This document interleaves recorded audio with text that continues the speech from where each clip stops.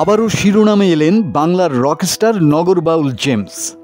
2 যুগের বেশি সময় ধরে গানের মঞ্চে ঝড় তোলাই শিল্পী পা রাখলেন জীবনের এক নতুন অধ্যায়ে।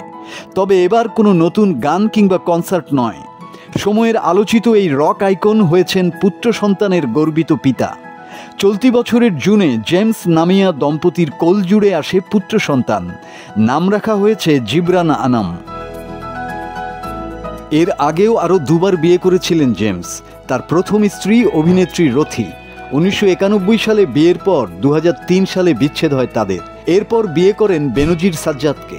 পারস্পরিক বোঝাপড়ার মাধ্যমে দ্বিতীয় স্ত্রী বেনজিরের সঙ্গে 2014 সালে বিবাহ বিচ্ছেদের পর 1 দশক একা কাটিয়েছেন এই রকস্টার।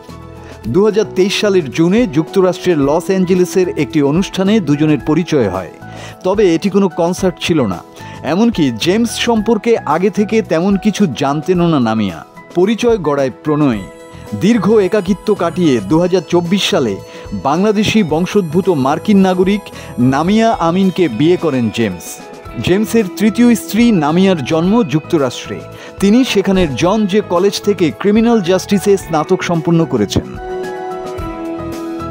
বিয়ের পর নামের সঙ্গে আনাম যুক্ত করেছেন নামিয়া।